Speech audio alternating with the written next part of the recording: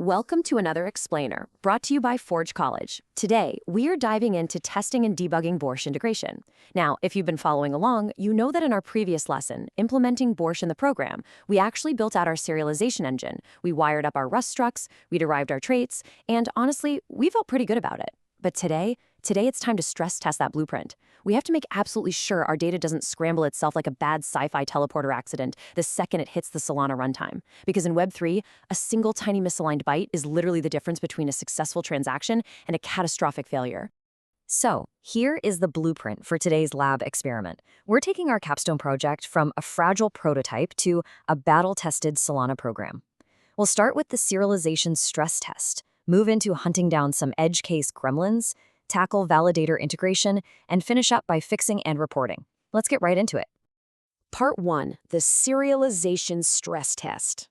This first phase is all about ensuring our data survives the perilous, microscopic journey from nicely formatted Rust structs down into raw, unyielding bytes, and then back again.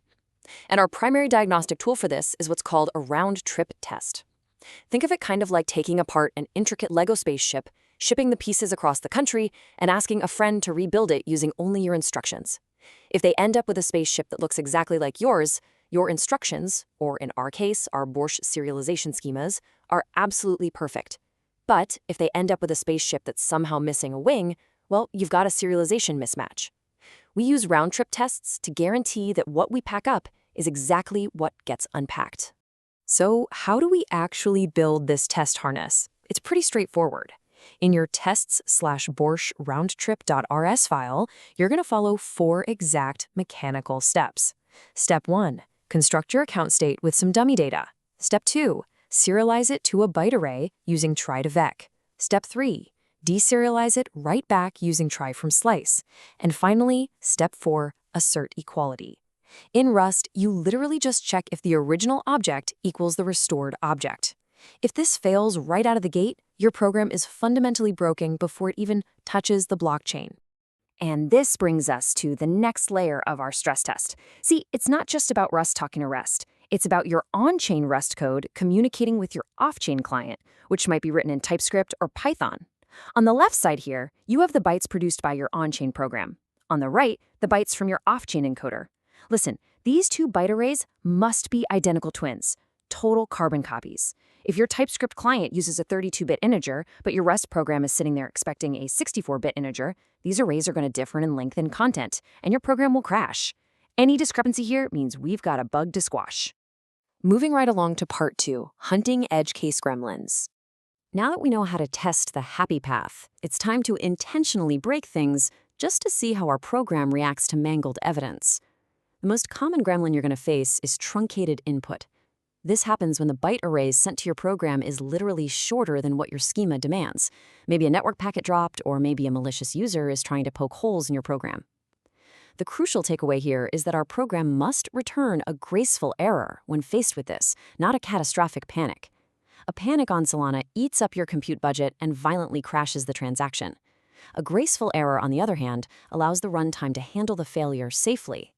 To test this, you have to play the role of the villain. Take a perfectly valid serialized byte array and just chop off the last 3 bytes. Or change the byte that represents an enum variant to some random number that doesn't even exist in your schema.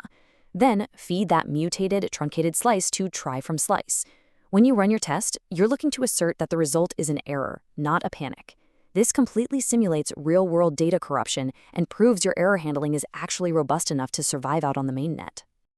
All right, part 3, validator integration. It's time to step out of the isolated test tube. Unit tests are fantastic, but they don't replicate the actual Solana runtime. We really need to see how our code handles actual pressure.